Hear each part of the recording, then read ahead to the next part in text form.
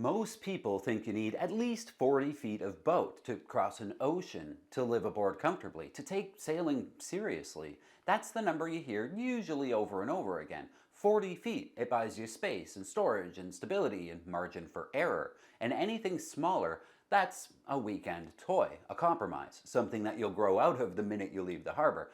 And then there's the Pacific Seacraft Dana 24. 24 feet, cutter-rigged, ocean pedigree, and somehow this one is loaded with solar and modern electronics and even Starlink, which raises a very uncomfortable question. If a boat this small is already capable of going anywhere, what exactly are you paying for with all the extra length?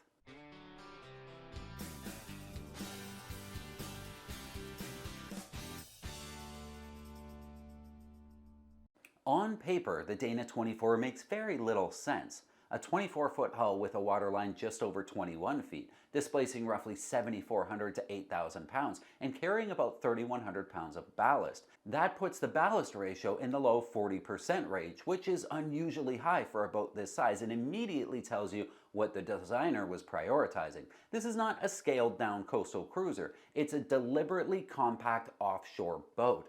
So the question isn't whether it's capable, it's whether that capability translates into something you can actually live with. The Dana 24 was designed by Bill Krelock, and his fingerprints are all over it. Moderate to heavy displacement, full keel, keel-mounted rudder, conservative sail plan, and a very strong emphasis on directional stability and load-carrying ability. Length overall is about 27 feet with the bowsprit. Beam comes in just under 8.5, and the draft is just under 4 feet. This is not a fin keel high aspect rudder performance monster. It's built around control, predictability, and offshore behavior.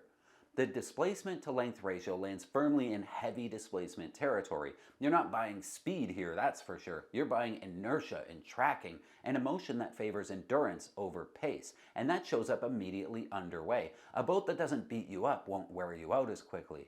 The full keel gives the boat excellent directional stability. Once it's settled on course, it tends to stay there without constant correction, which matters offshore when fatigue becomes a real issue.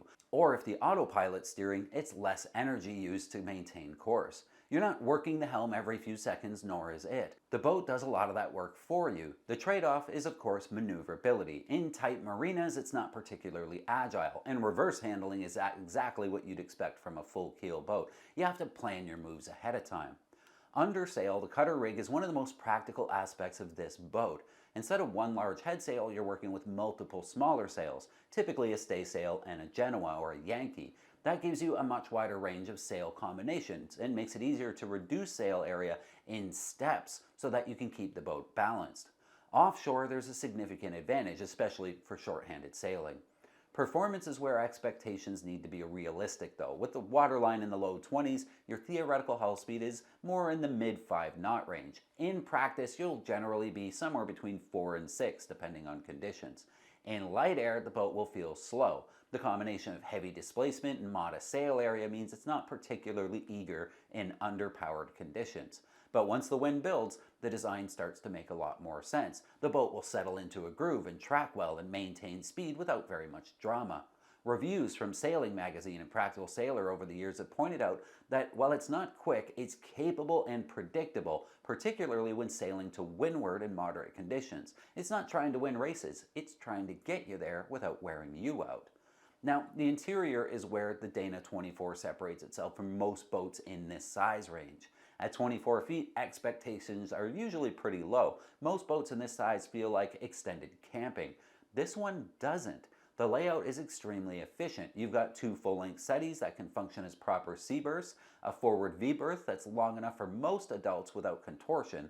There's a dedicated galley that's actually usable, not just symbolic. Storage is built in throughout the boat in a way that supports longer-term use rather than weekend trips. And notably, there's an enclosed head on a 24-foot boat. That's not common, and it makes a real difference in terms of livability. Headroom is around 6 feet in key areas, which again, at this size, is unusually generous.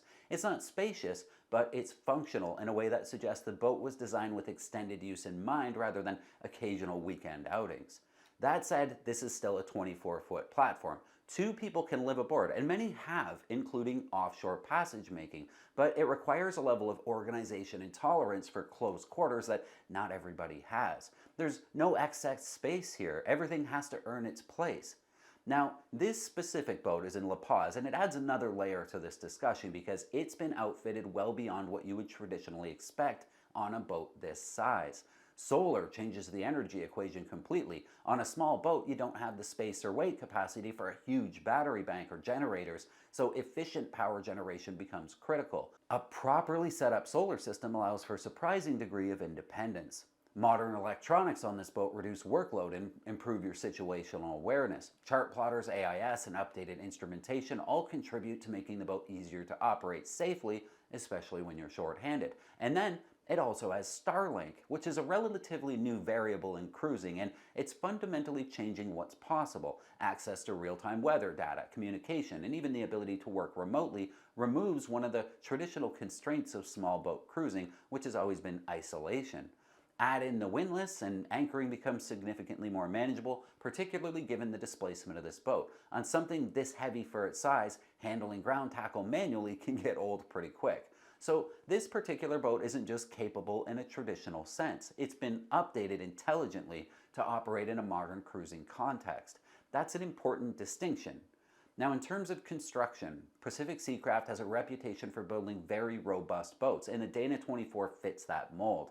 Solid fiberglass hull, conservative laminate schedule, quality hardware, and generally good attention to detail. These boats were not built to hit a price point. They were built to meet a standard, and that shows up on a boat over time. They tend to hold their value well too, and in long-term durability is one of the reasons they've developed such a strong following. But there are trade-offs. Speed is the obvious one. If your priority is covering distance quickly, this is not the right platform. You'll be slower than larger, more performance-oriented designs. Space is another. There's no way to scale up the interior of a 24-footer beyond its physical limits. Storage is finite. Living space is compact. You have to be disciplined about what you bring and how you live. Cost is also worth mentioning. For a boat of this length, the Dana 24 commands relatively high prices on the used market. That reflects its build quality and its reputation, but it does mean you're paying more per foot than you would for some larger boats. What you're not paying for is size. You're paying for capability, and that's really the point of this boat.